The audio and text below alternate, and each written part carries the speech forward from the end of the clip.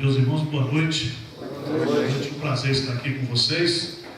A palavra de Deus diz que um planta, outro rega, mas o crescimento vem de Deus.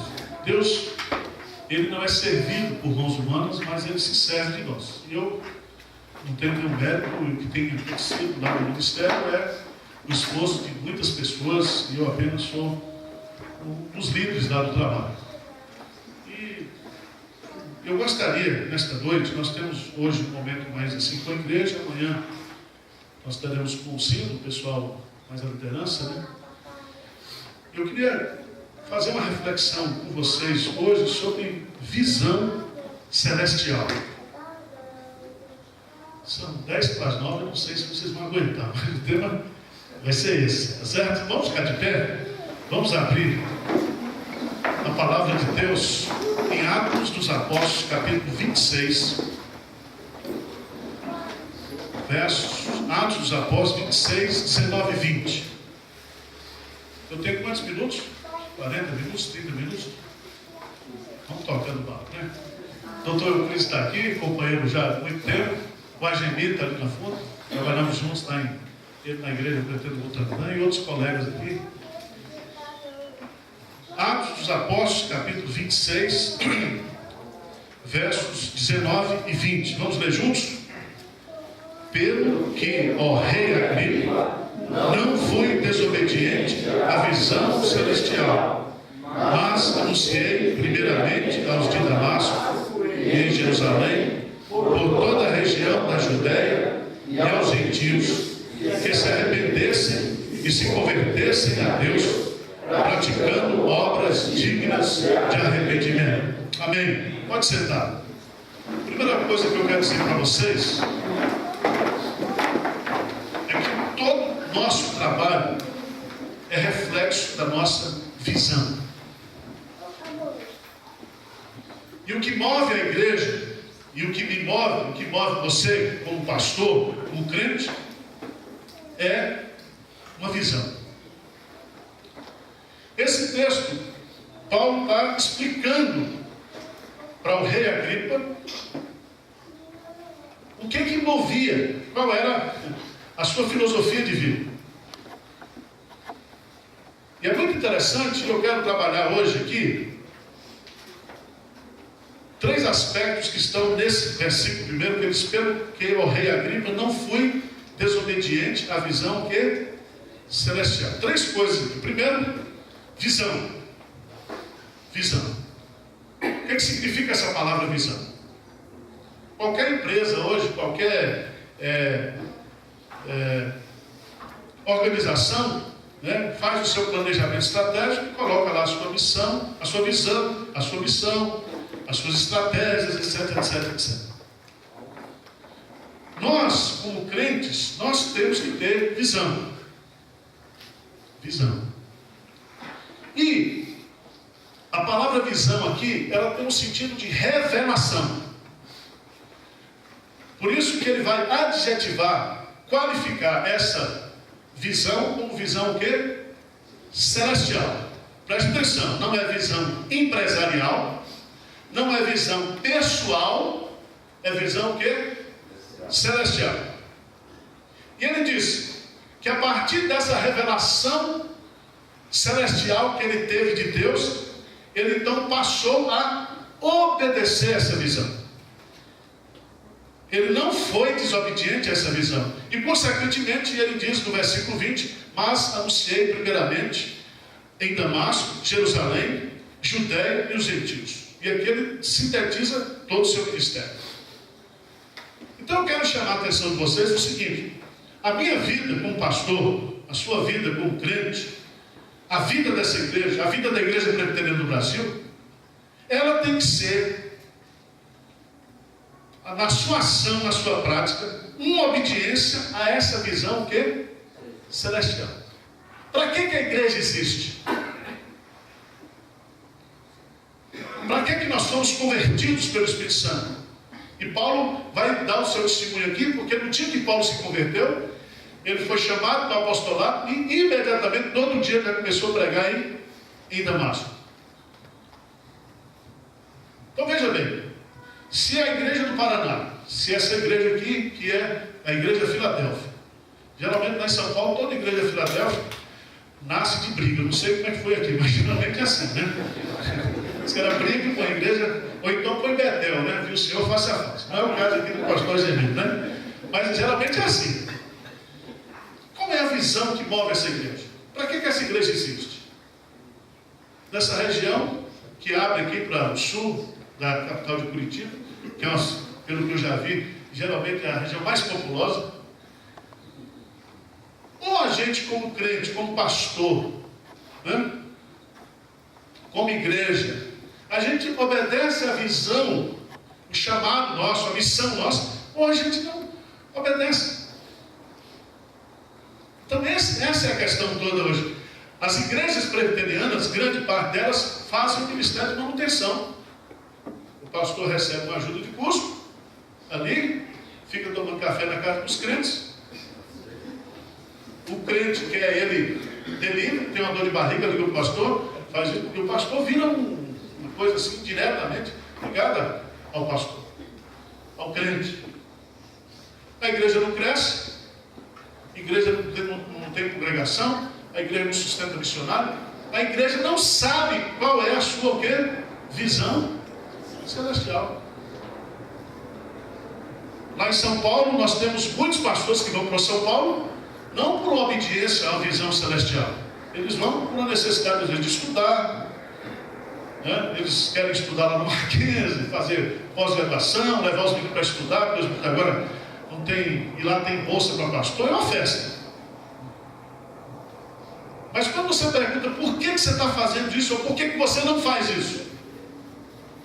Não sabe, porque não tem essa consciência da sua visão que celestial. Então, irmãos, qual é a nossa luta lá em Pinheiros? Igreja local.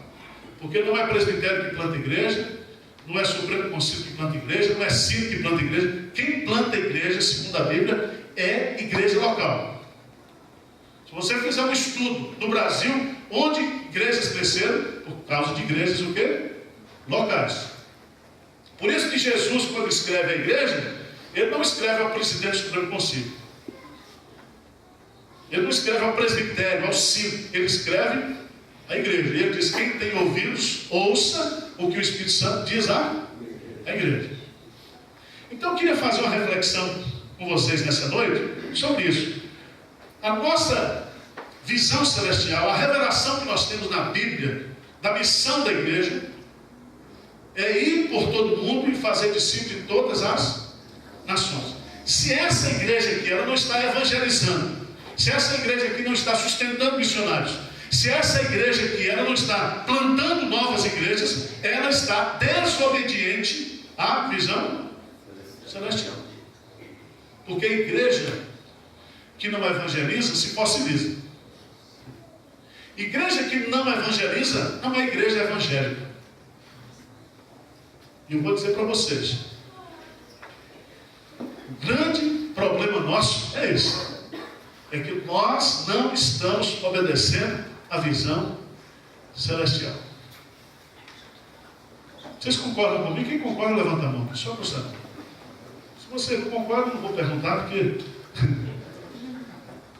Então, o que é que nós temos que pensar? Vamos compreender aqui nessa noite o que é que significa. Eu quero colocar 4 aspectos práticos dessa visão celestial. Isso é uma coisa que move o meu ministério. Minha turma lá, todo mundo está dentro dessa visão aqui. A igreja existe para obedecer a visão celestial. Igreja não é empresa. Não adianta eu trazer princípios da empresa para botar dentro da igreja. Eu tenho um monte de presbítero que é executivo lá, eu digo, aqui não, velho. A gente pode usar algumas ideias, algumas coisas, mas a igreja, aliás, Jesus diz, entre vós não será o quê? Assim. 4 aspectos dessa visão celestial aplicada à igreja, aplicada ao nosso ministério. Vamos abrir lá em Mateus capítulo 9.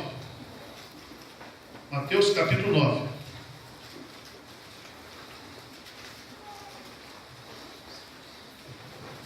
Mateus capítulo 9.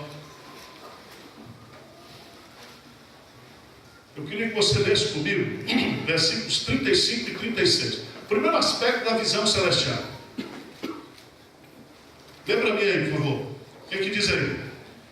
E percorrendo Jesus todas as cidades e povoados, ensinando nas sinagogas, pregando o evangelho do reino e curando toda sorte de doenças e enfermidades. Vendo ele as multidões, compadeceu-se delas, porque estavam aflitas e exaustas, como ovelhas que não têm pastor.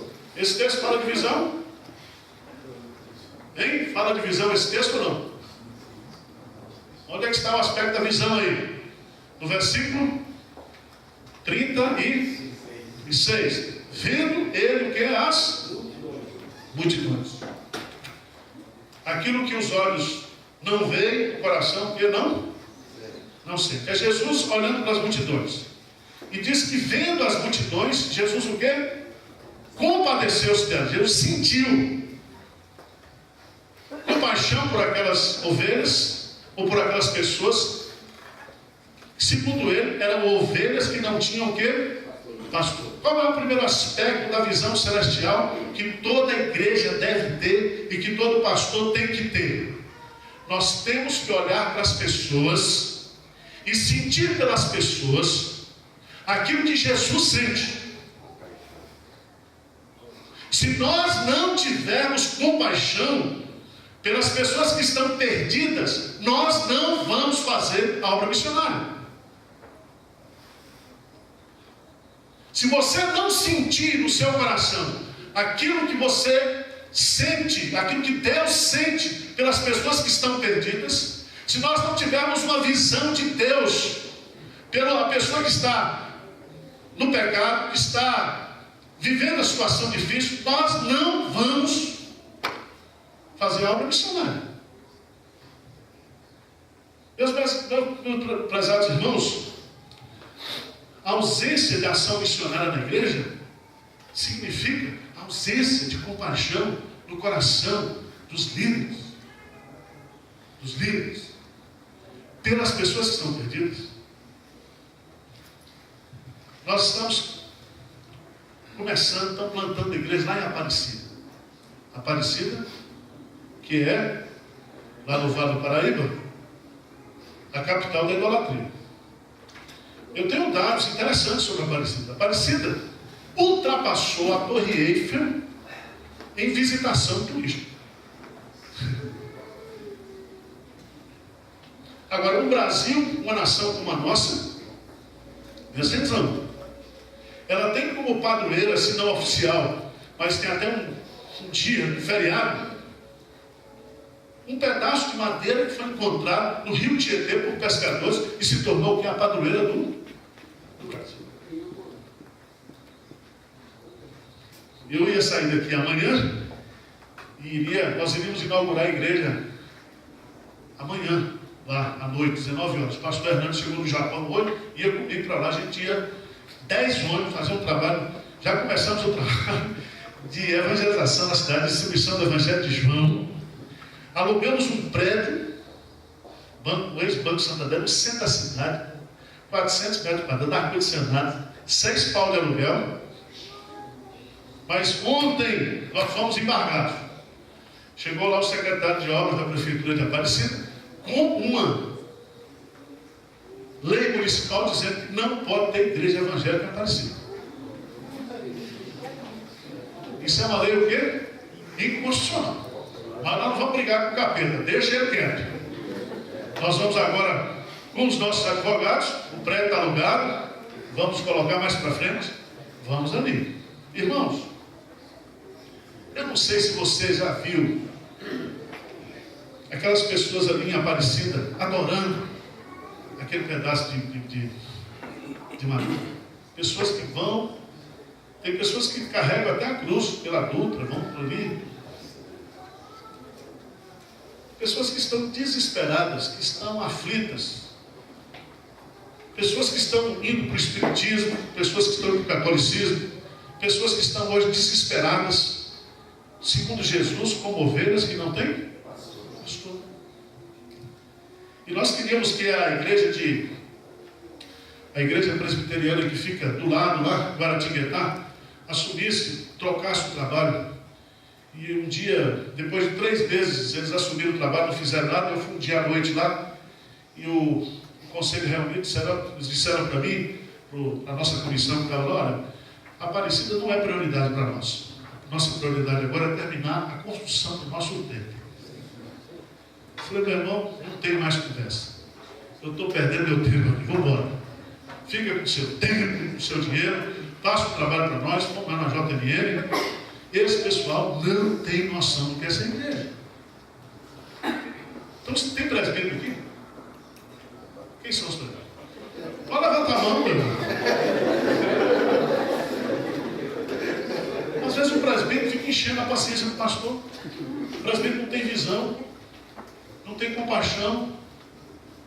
Porque a gente fala dos pastores que são preguiçosos, que não trabalham, e a quantidade de presbítero que nós temos não faz nada. Não vem para a culto de oração, não evangeliza, não é referência da igreja como homem de oração.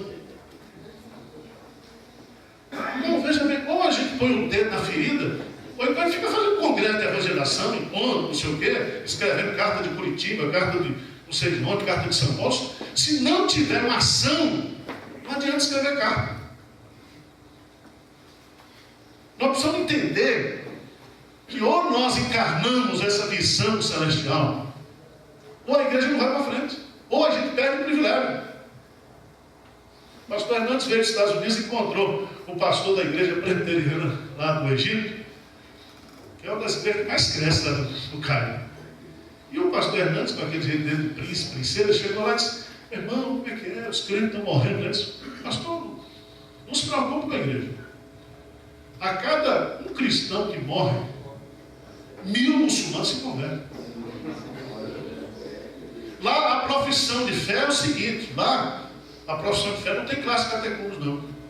O pastor pergunta: você está pronto para morrer por Cristo? Aí o cara diz: sim, então está recebido por mim, vamos batizar.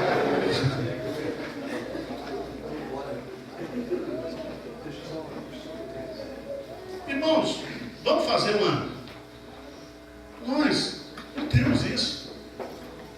Nós não temos compaixão. Se você observar aqui, nós olhamos para essas multidões, né? Se fosse o cara aqui das Casas Bahia, como é que ele olharia para essas multidões aqui? Eles disseram assim: você quer muita gente para vender o quê? Geladeira, fogão. Se fosse o pessoal do Bradesco, disse: olha, essas multidões nós vamos abrir conta para pobre aqui, que é para gente aumentar. A visão é determinante. Jesus, ele percorria a cidade, ele via as pessoas, ele estava em contato com o sofrimento das pessoas, e ele entendia. E eu preciso disso, você precisa disso. Nós precisamos nos quebrantar diante de Deus e pedir a Deus para tirar do nosso coração todo egoísmo, todo individualismo.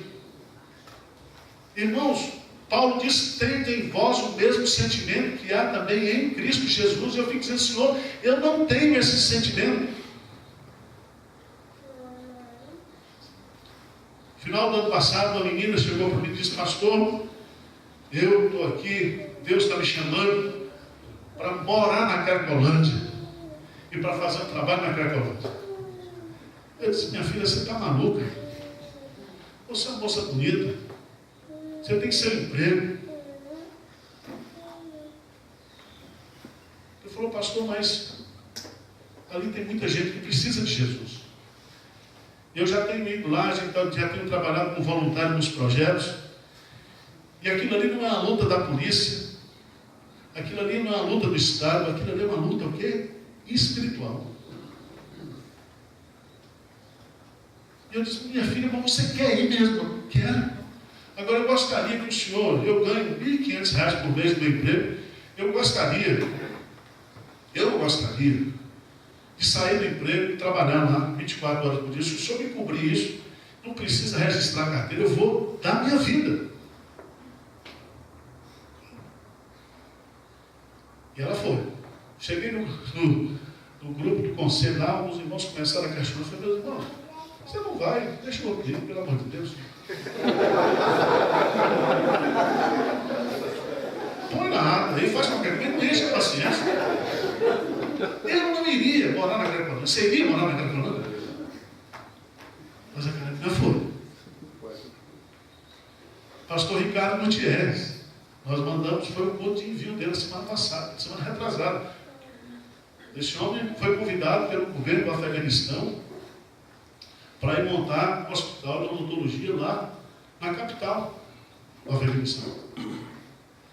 Esse homem é um cirurgião dentista, pastor, mora em Alphaville, ele tem uma carteira de clientes com 4.000 clientes lá. Mora em Alphaville, um cara rico.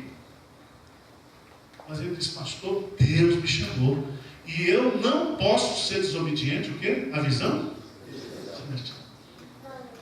Eu falei, mas você gosta daquele povo lá do Afeganistão? Aquele povo está matando o nosso povo, perseguindo os cristãos. Ele disse, aquele povo é o povo mais infeliz que existe. Aquele povo precisa de Jesus.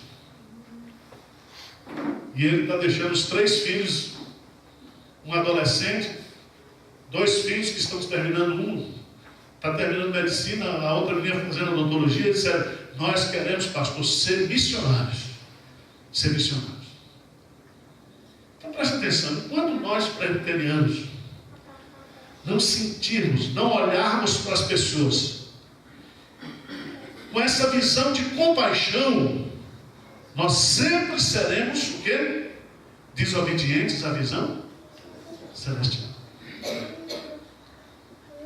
Então, o primeiro aspecto da visão celestial que move uma igreja, que move um pastor, que move um crente a obedecer essa visão, esse chamado, essa missão que Deus está dando, é nós sentirmos pelas pessoas aquilo que Jesus Cristo sente. Sente. A doutora Lenivação transferiu-se lá para a igreja de Pinheiros e ela tem uma casa lá chamada Casa do Aconchego. Essa casa cuida de crianças que sofrem de câncer terminal, que vão para São Paulo, gente de todo o Brasil, lá no nosso café, na casa, eu fui lá, conheci o trabalho, gente paupérrima que vai para São Paulo, por conta de situações difíceis, estatutárias do Mackenzie, que sustentava esse projeto foi cortado. E um dia eu fui lá, orar com ela e almoçar com o pessoal lá, almoçar com as crianças, almoçar com aquele povo do Brasil todo. Gente pobre, gente sofrida. E meus amados irmãos, eu saí dali com o coração quebrantado, eu disse para a igreja, nós temos que assumir. Esse vai ser o ministério da igreja de Pinheiros. Vamos cuidar dessa casa da Conchega. Sabe por quê, irmãos? Nós presbiterianos estamos com um discurso teórico. As irmãs da Santa Casa estão fazendo.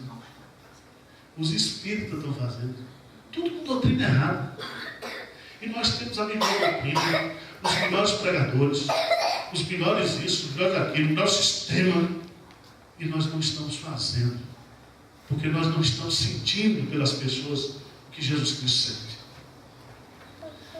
Em segundo lugar, eu queria chamar a sua atenção lá no Evangelho de João, capítulo 4. Segundo aspecto dessa visão celestial. João 4.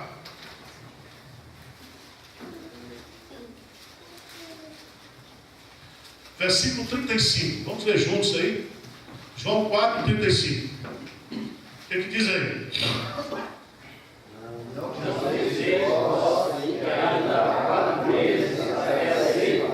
Eu, porém, vos digo, erguei os olhos e dei os campos, pois já branquejam para a ceifa. O que isso tem a ver com visão? Esse texto fala de visão? Sobre o quê? Visão de quê? Veja bem, ele diz assim, no calendário de vocês, para a colheita, aqui, falta o quê? 4 meses. Mas para a colheita espiritual, os campos já branquejam. Ele diz o quê? Erguei os vossos. O que significa isso? Significa que eles têm visão, mas o foco do olhar deles é o foco para as coisas naturais, não para as coisas do quê? Sobrenaturais. Para as coisas dos homens e não para as coisas do quê? De Deus. Isso significa que uma igreja pode ter visão para dentro dos seus interesses, dos seus projetos, do projeto do pastor, do projeto do conselho, mas Jesus está dizendo, nós precisamos ter uma visão do tempo de Deus. Isso aqui é a visão do timing. Preste atenção, irmãos. Na língua grega existe duas palavras para definir tempo. Um é o Cronos e o outro é o Kairos, tempo de Deus. Isso significa que nós precisamos ter a visão do tempo certo. Invocar o Senhor enquanto pode achá-lo. Significa o quê? Se você observar o que está em Isaías 61, aquele texto que Jesus lê lá na sinagoga de Nazaré, ele diz, hoje se cumpriu as Escrituras. E ali, ele citando o profeta, ele fala de dois tempos. Ele fala do ano aceitável do Senhor, ele fala do dia do juízo. Isso significa o seguinte, é que eu e você, nós temos um tempo certo para fazer as coisas. E hoje no Brasil, nós presbiterianos, estamos tendo uma grande oportunidade de, se nós trabalharmos, se nós orarmos, se nós buscarmos a Deus, nós sermos usados por Deus para ser uma grande igreja impactante nessa sociedade. Eu não sei se você está percebendo o tempo que a gente está vivendo. As pessoas estão pedindo para ouvir o Evangelho. As casas estão se abrindo, as pessoas estão vindo para a igreja. Existe uma desilusão, já começou a haver uma desilusão com o neopentecostalismo. As nossas igrejas estão recebendo gente desses grupos pentecostais, neopentecostais. E se nós não tivermos a percepção disso, de que nós estamos aí nos meios de comunicações, nós temos hoje as redes sociais, nós temos Bíblia, nós temos pregadores, nós temos uma oportunidade tremenda para fazer a obra. E o que nós estamos fazendo? Uma irmã falou comigo, pastor Arivaldo, o meu pastor, ele é invisível durante a semana. Ninguém vê o homem. E domingo, quando ele prega, ele é incompreensível. Ninguém entende nada do que ele está falando.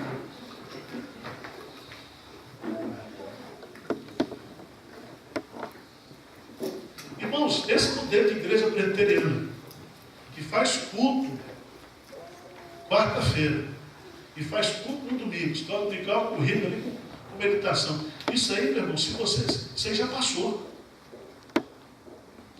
A igreja tem que ser, lá em Pinheiros, agora vai ser igreja Posto Ipiranga. Tem tudo. Igreja 24 horas. Tem banco 24 horas, tem posto 24 horas. Tudo hoje é 24 horas. As igrejas precisam estar abertas. Não dá para o cara que está hoje em São Paulo, querendo se matar à noite, liga para o pastor e diz, dá para você vir domingo? Não dá. Aí ele vai para o chapéu de couro, vai para a Universal, porque as igrejas que estão abertas são essas aí, ó. São essas. Uma vez eu fui pregar na igreja, aniversário da igreja. Cheguei cedo na porta da igreja, ninguém tinha chave. Nem o pastor, ele ligou lá para o irmão, meu irmão, vai ter dia de aniversário da igreja. Está difícil abrir a igreja presbiteriana até no dia do aniversário. Não funciona mais, irmão. Você tem que entender que nós temos gente hoje, se você puder, se a igreja presbiteriana pudesse comprar todas as madrugadas da televisão, todas, ao invés de ser chapéu de couro, ser a igreja presbiteriana. Para botar um programa de 15 minutos, de meia hora, 150 anos. E todo mundo ainda fica metendo pau. Quer dizer, nós não estamos tendo a percepção das oportunidades que Deus está dando para a gente. Jesus está dizendo, vocês não estão dizendo que está há 4 meses, erguei os vossos olhos e vede os campos que branquejam. Nós temos que ter essa percepção, essa visão da oportunidade que Deus está dando para a gente. Então lá em Pinheiros nós temos culto todo dia, 6h30 da manhã tem culto. Segunda-feira tem conexão com Deus. Quinta-feira tem culto. De terça a sexta, os grupos de pastoreio. Sexta-feira, vigília. Sábado, trabalho para as crianças. Sábado, trabalho para os adolescentes. À noite, impacto para a juventude. Nós temos que trabalhar com todos os segmentos. Terceira idade, tem que ter um programa do pé na cova. Tem que insistir nessa coisa.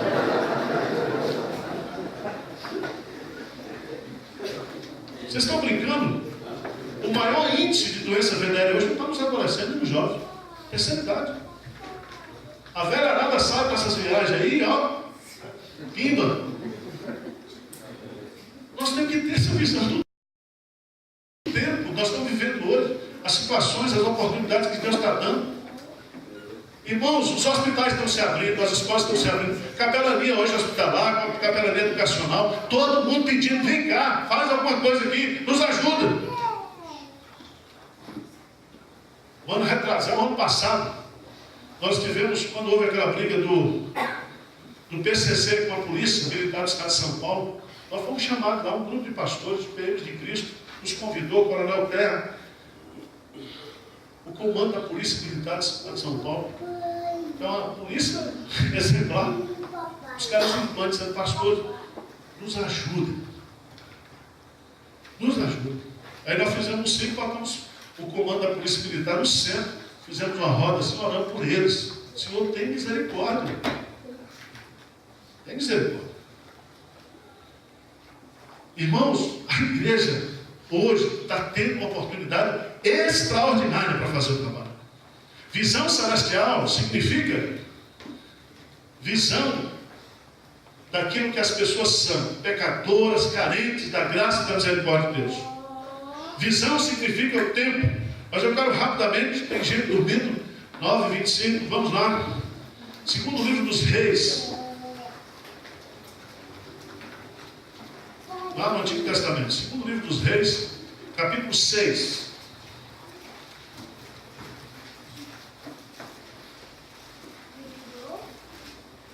Vamos ler juntos, versos de 15 a 17. Vamos lá? 2 Reis 6, de 15 a 17. O que diz aí? Lê comigo aí, por favor. Tendo se levantado muito cedo, o moço do homem de Deus, e saiu, eis que tropas, cavalos e carros haviam cercado a cidade. Então o seu moço lhe disse: ai, meu senhor, que faremos?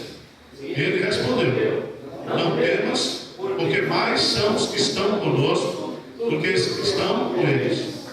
Orou Eliseu e disse: Senhor, peço-te que ele abra os olhos para que veja.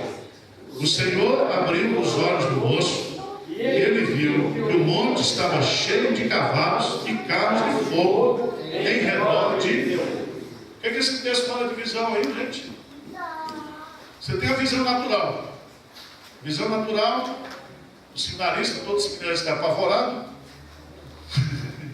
Viu ali os exércitos sírios cercando onde o profeta estava, se desesperou. Nós estamos perdidos. O profeta disse: calma, meu filho. Maior é aquele que está em nós do que aquele que está no mundo. O espírito que o mundo não pode receber habita em você, habita na igreja. Nós somos a herança do Senhor. Nós somos a menina dos olhos de Deus. Cristo é o cabeça, nós o corpo, e Cristo exerce a sua soberania, o seu senhorio no mundo, com toda a autoridade, com todo o poder, através da igreja. E aqui nós temos um aspecto importantíssimo. Orou Eliseu e disse: Senhor, peço que ele abra os olhos para que veja. Que olhos são esses aí? Os olhos o quê? Espirituais. O Senhor abriu os olhos do moço e ele viu que o monte estava cheio de cavalos, carros de fogo, em redor de Eliseu. Visão celestial significa também visão dos recursos. Minha é a prata, meu é o ouro, diz o Senhor dos Exércitos. Muitas igrejas,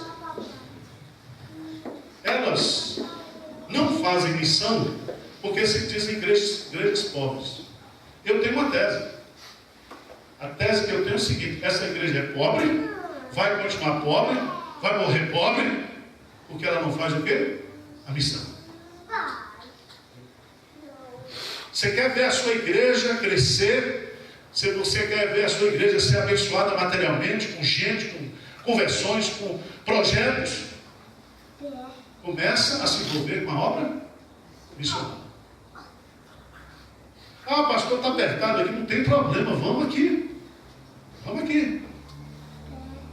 Pastor diz, olha, pastor diz, olha, só pode pagar isso, tudo bem, vamos pagar e vamos trabalhar. Vamos para a roça, porque a igreja é uma roça. E na roça você faz a sua parte, você trabalha, você rala. Mas tem uma hora que você depende de quem? De Deus. E Deus é quem faz a semente frutificar, faz a semente germinar, e a colheita vem. E a Bíblia diz que aquele que anda, né, semeando e chorando, a preciosa semente voltará sem dúvida com seus feixes. Irmãos, você tem um banco celestial, não é o banco interamericano, não é banco. Se a visão é celestial, os recursos também são celestiais. Uma igreja que passou 40 anos no deserto, com crente ruim, e Deus mandava todo dia comida do céu. Como é que pode um negócio desse? Você acha que vai faltar recurso? Você acha que essa igreja de Filadélfia, se Deus abriu essa porta aqui, ninguém vai fechar essa porta? Nós passamos. Se você trabalhar bem, você vai virar nome de coral, nome de sala de escola dominical, você passa. Mas a igreja o quê? Continua. Deus disse para Moisés, o negócio é o seguinte, você já olha lá para a terra, vai morrer, e vai lá e encoraja Josué. Quando Moisés morre, o que Deus disse para Josué? Assim como eu fui com Moisés, eu serei contigo. Nós temos que chegar. Nós temos que chegar. Eu ganhei aquela Bíblia do Supremo Conselho, né, da história aqui do Paraná, coisa bonita, o esforço dos irmãos. E eu fico imaginando, será que era só isso que Deus tinha para o Paraná? Ou a gente podia fazer um livro quase do tamanho da Bíblia, falando o que Deus poderia ter feito aqui, se a gente fosse obediente à visão celestial?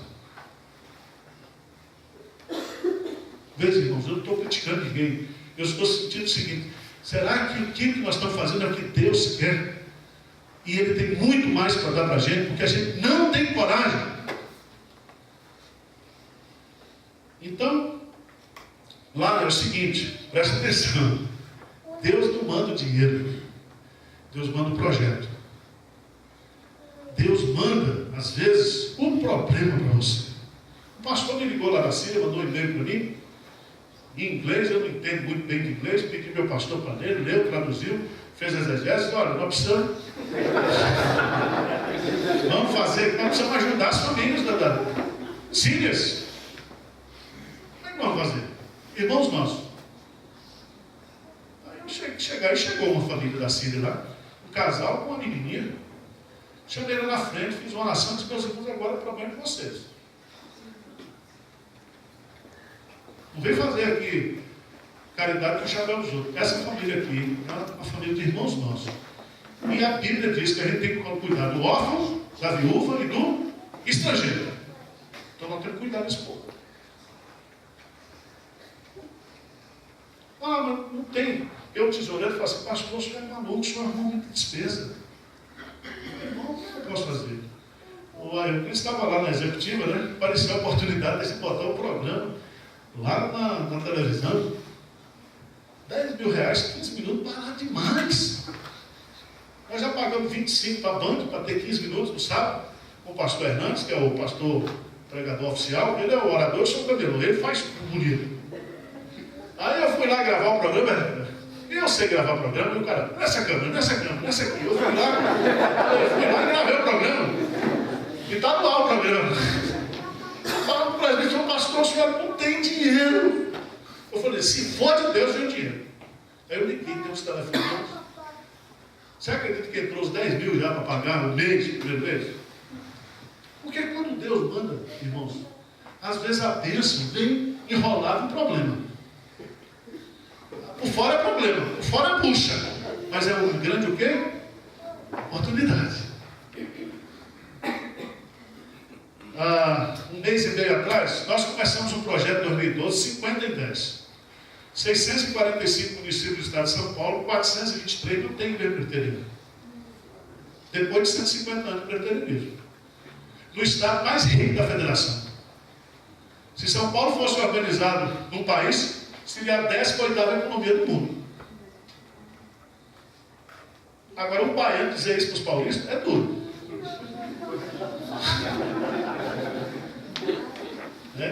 Já tem não gosto de nordestino, mas eu tenho uma autoestima muito boa, então eu vou para cima. E aí nós lançamos 50 cidades do interior, vamos plantar. Nós estamos com 32 projetos em andamento. E o presbítero tesoureiro chegou para mim e disse assim, pastor, e o dinheiro para construir os templos? Eu falei, meu irmão, calma, vamos orar. E um mês atrás, um irmão do interior, muito rico, família rica lá, chegou, eu nem estava preparado no negócio. Falou, pastor Ival, o senhor já falou comigo que eu já tinha falado com ele, né? 2 anos atrás, o senhor falou comigo, eu estava enrolado nos negócios aí, mas agora eu resolvi e a minha família resolveu doar os templos. Eu falei, meu irmão, não fala isso comigo, não, que eu vou morrer, né? Eu falei, como é que é o negócio? Não, nós vamos construir os 50. O senhor me falou que é 400 mil cada templo com terreno. Eu falei, é isso mesmo. Porque nós fazemos templo assim, compramos um terreno, montamos um galpãozão, 300 metros, 350, e depois o povo acaba, faz as divisórias hoje, faz sala, faz templo, faz tudo. Porque eles não podem dar nada de graça para o povo. Aqui não tem negócio de meu tempo, minha Dilma, não. O cara tem que trabalhar. O homem resolveu. Vai investir 20 milhões na construção dos templos. Ele disse, eu fui abençoado, pastor Ival. Minha família foi abençoada aqui em São Paulo. Então o documento vai para a junta patrimonial, vamos botar tudo em nome do EPB, os templos todos. Eu fico imaginando esse Paraná, rico do jeito que ele é. Com tanto de gente que tem por aí, rico, que se Deus mover o coração, vocês constroem 100 igrejas no ano. Esse estado é um celeiro do Brasil, que é o Paraná, gente. Agora, quantas cidades do Paraná sem igreja presbiteriana?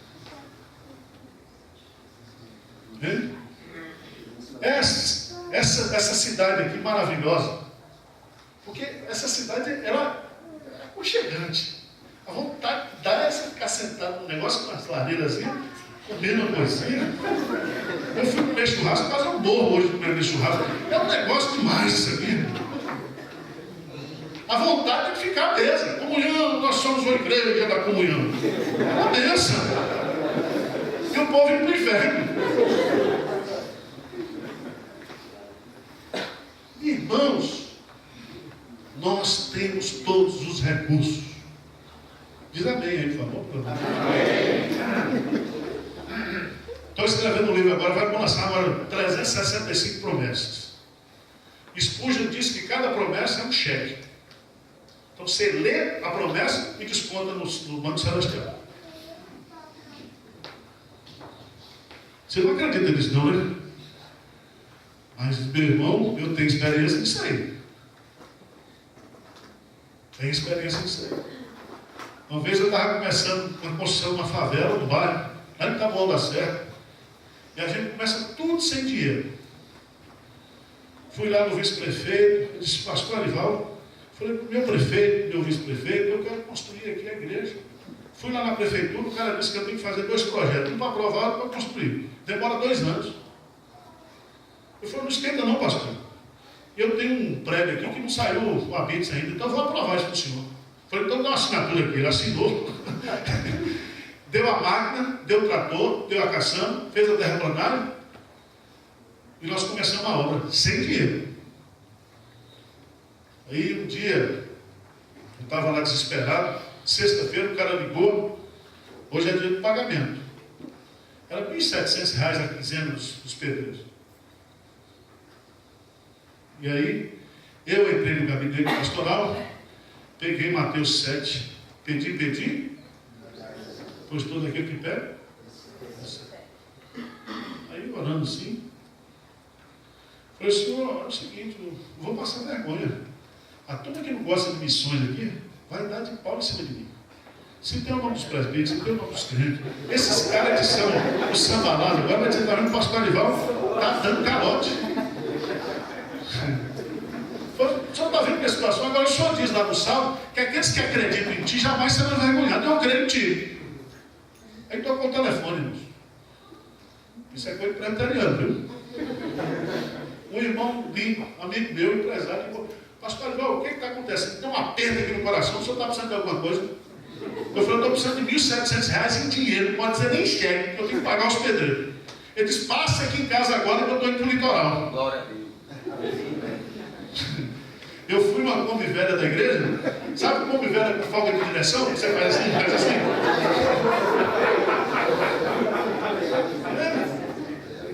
Uma bênção, irmãos. Irmãos, a igreja, o sobrenatural de Deus, o milagre de Deus tem que estar todo dia na vida da igreja. Igreja que não tem milagre, igreja que não tem milagre da providência, igreja que Deus não está convertendo gente, não está restaurando casamento, curando pessoas, não é igreja de Deus. E para a gente fazer isso, nós precisamos sair de um discurso. Traz a confissão de fé, traz Calvino, traz quem você quiser, para a realidade da igreja. Mas em último lugar, eu quero quarto aspecto, mais 5 minutos vocês aguentam. Vamos lá. Eu estou na força do churrasco, irmãos, eu estou na bênção. Vamos abrir lá em Neemias.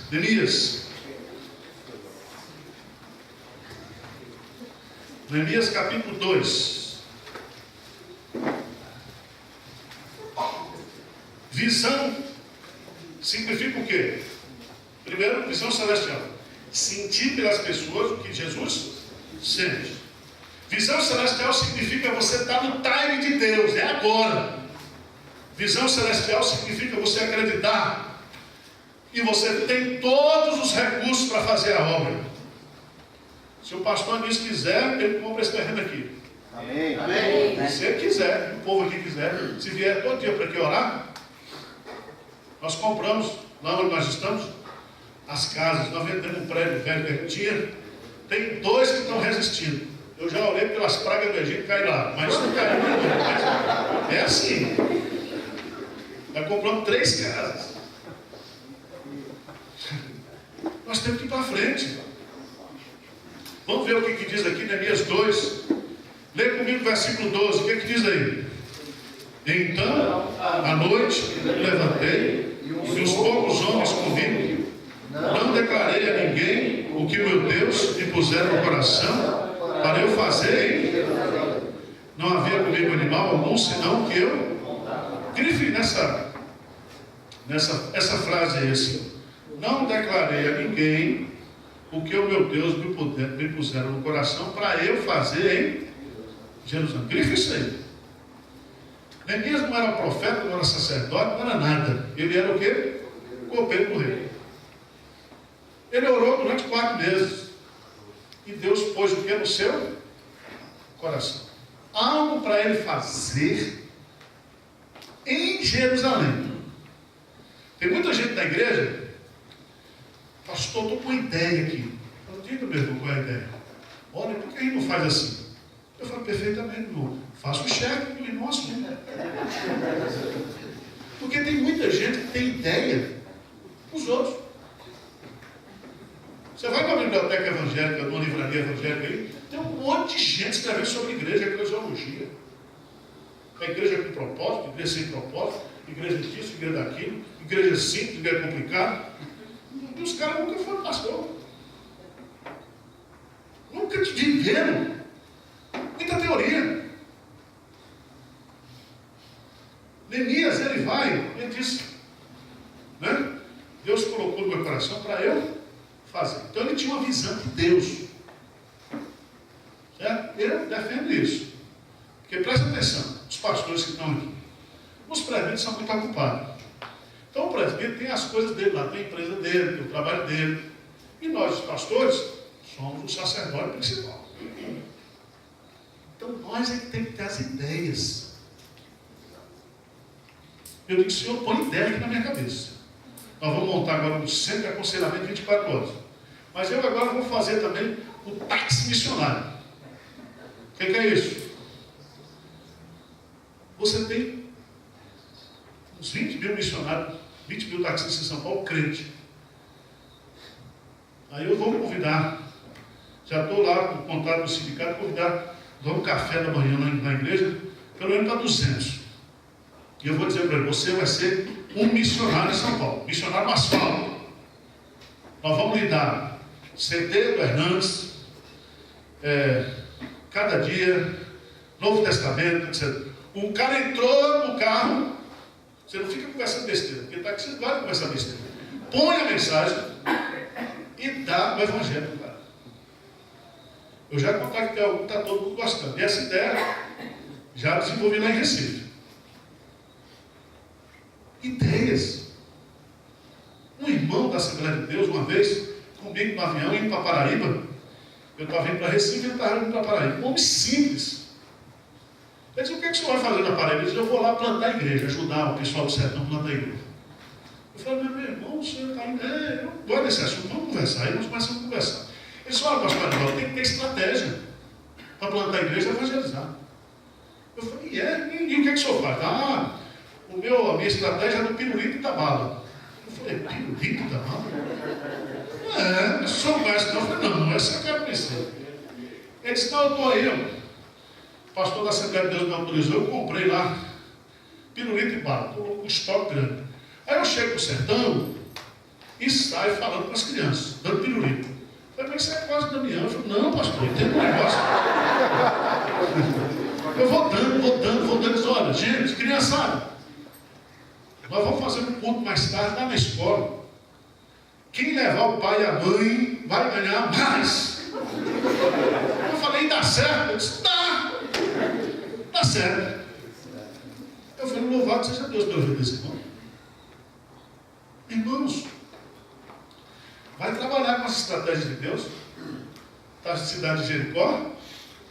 Deus poderia montar uma estratégia fantástica, mas ele disse, não, vai lá, roda todo dia. No 7º dia você roda 7 vezes. Toca a trombeta e a muralha cai. Tem lógica isso? Porque os caminhos de Deus não são os nossos caminhos. E você vai estudando. Eu sou fascinado com esse negócio de estratégia. Deus tem uma estratégia para cada um. Deus faz umas coisas interessantes. Às vezes na IPB, para crescer, tem que brincar por causa da bateria, não sei o que, assim. Mas o que é interessante desse texto, lê comigo, por favor, versículo 17, 2,17. Visão celestial. Deus colocou no coração de Neemias uma visão celestial, para ele fazer em Jerusalém. Não era na China, na Cochina, era em Jerusalém. Deus tinha algo para fazer ali. E o que ele tinha que fazer ali? Versículo 17, até comigo. Então lhes disse, estáis vendo a miséria em que estamos, Jerusalém assolada, e as suas portas queimadas. Vinde, pois, reedifiquemos os muros de Jerusalém, e deixemos de ser opróbrio. Presta atenção, toda visão celestial, ela tem como propósito mudar uma realidade natural. Ele diz, é isso que Deus quer para a gente? Muro derrubado, porta queimada, é isso que a gente quer?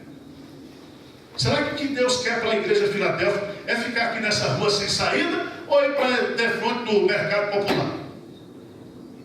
Eu não sei, isso é com o pastor Ribeiro. Anísio. Por isso que ele não leva na tua cabeça, pensando que era melhor você mesmo. E você está muito bonito, novo, cabelo pintado, você tem muito para queimar.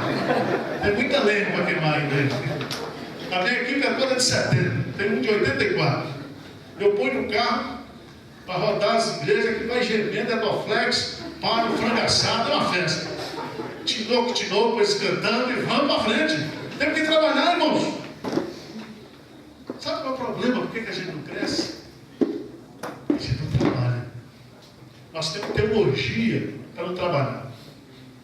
Soberania de Deus. Não é assim? Soberania de Deus. Deus enviará os seus eleitos. O pastor fica aqui no domingo e Deus manda os eleitos. Não existe isso, irmãos. Isso é falsa teologia calvinista. A Fiel publicou um livro, eu estou lendo, estou encantado. A espiritualidade reformada. Eu estou achando base para toda a loucura que eu estou fazendo. Quando o cara vier, eu sou reformado, rapaz. Eu comecei um trabalho à tarde lá em São Paulo, 2h30 da tarde, chamado Mulher Esperança. Eu falei, dá certo com o Nazareno, dá certo na quadrangular, por que não está na igreja presbiteriana? Estamos lá lutando, irmãos.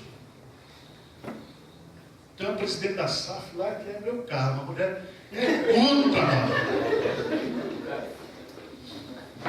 Mas você acredita que tem muitas mulheres que estão indo lá, ouvindo a mensagem? Gente que não iria numa igreja evangélica, está indo.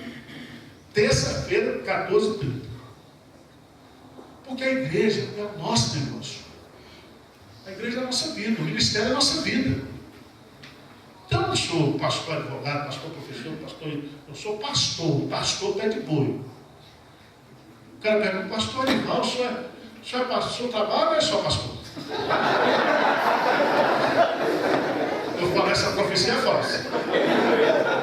O outro chegou, pastor, agora a sua igreja tem que dar 10% para o pastor. Eu falei, 10 não, é tudo. Não é 10%, tudo é de Deus. 10% você fica com os 10%, você viver com os 10%. Irmão, nós temos que trabalhar. Igreja presbiteriana não trabalha, não cresce. Não cresce. Tá certo? O que falta? Nós temos na igreja, os pastores aprendem no seminário a ficar preguiçoso. Você pega a agenda do pastor, são 8 horas de estudo. Miséria. Eu tenho lá, irmãos, vários trabalhando comigo. Eu falei, meu irmão, o negócio é o seguinte: um dia de folga por semana, a sua folga, você curtir sua mulher, cuidar das suas coisas. Os outros 6 dias, dia dos 8 dias, 6 dias, trabalhar nada. Então, nesses 6 dias você vai trabalhar. E o pastor trabalha de manhã, de tarde e de noite. Ah, não, meu irmão, aqui é assim. Aqui é assim. Porque nós temos que trabalhar. Neemias foi trabalhar, dormia lá no trabalho. Ele dormiu ou não dormiu? Com espada, dormia com a turma, combatendo usura, combatendo aquilo. O cara tem que estar dentro do negócio dele. É um negócio, Deus chamou a gente para isso. Se a gente trabalhar, irmãos, a igreja vai crescer. Porque é proporcional. É proporcional.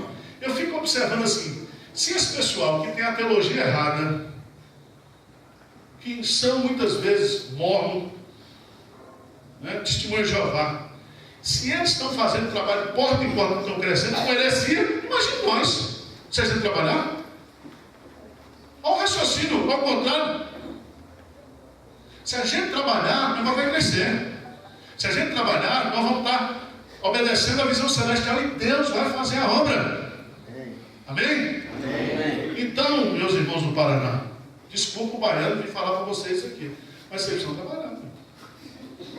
Tira aquele versículo que Deus dá enquanto dorme, risca aquilo da sua vida, porque aquilo é teologia de preguiçoso. O Senhor dá enquanto dorme. Se você fez a sua parte. Se você fez a sua parte. Então, não sejamos desobedientes à visão o quê? Celestial. Deus nos deu essa visão celestial de fazer a obra missionária. Está na nossa mão, está na sua mão, está na minha mão. E vamos trabalhar porque o tempo passa, as oportunidades passam. E Deus está tendo essa oportunidade maravilhosa para essa geração. E pode ter certeza que quanto maior o privilégio, maior será o quê? A exigência. Deus vai cobrar da gente, irmãos. Deus vai cobrar da gente. Perguntei lá na minha igreja um dia, qual é o sacrifício que você faz por Jesus hoje? Aí um irmão muito simples disse, vim para a igreja, pastor.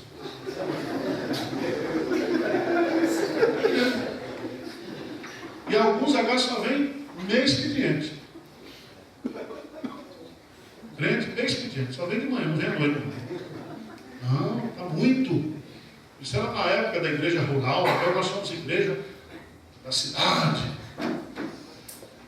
Todos os argumentos que são usados em eclesiologia é para diminuir o compromisso, a dedicação e o sacrifício. É uma igreja centrada no homem hoje, ao invés de uma igreja sacrificial que centraliza a sua vida em Deus. Em Deus. Vamos ficar de pé? Vamos orar?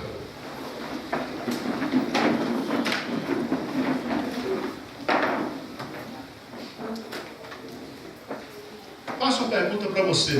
Você tem sido obediente à visão celestial de Deus?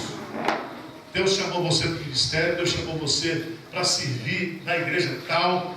Você tem sido fiel, obediente? Irmãos,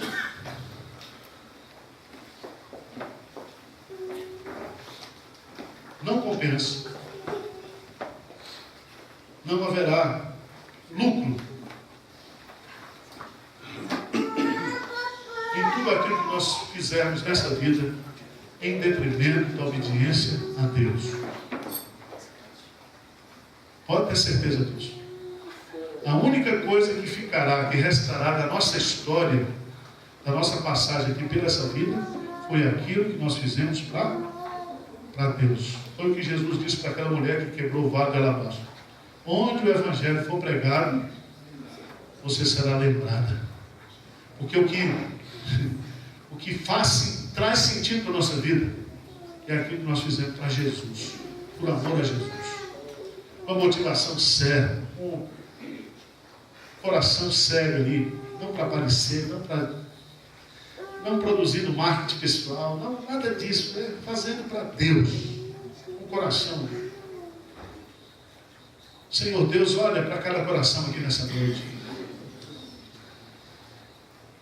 Tu sabes, ó Deus, o quanto nós resistimos a sair da nossa zona de conforto, o quanto nós resistimos, ó Deus, a fazer aquilo que o Senhor nos pede. Nós queremos que a nossa vontade seja feita aí no céu e seja feita aqui na terra. Nós queremos determinar para o Senhor o que o Senhor tem que fazer. É assim a nossa natureza, Pai. Mas em nome de Jesus, quebrando o nosso coração nessa noite. Tu conheces esse povo aqui que está preocupado, que está incomodado, que está pensando em crescer, que está insatisfeito, ó Deus, com o tamanho da IPB aqui no Paraná. Então, ó Deus, sopra um avivamento aqui sobre esses corações. Levanta homens aqui dispostos a dar a vida, ó Deus, para que o teu evangelho cresça aqui nessa região. E que nós paremos de ficar fazendo muita reunião, de muita discussão, muita conversação, mas que nós possamos ser efetivos, que nós possamos trabalhar com intencionalidade, Senhor, fazendo aquilo que o Senhor nos pede, colocando aquilo que o Senhor tem nos dado, para ver a tua obra crescer, Senhor. Tem misericórdia de nós. Que o Senhor nos guarde de quedas, que o Senhor nos sustente com a tua graça, que o Senhor nos dê a humildade de Cristo, o caráter de Cristo.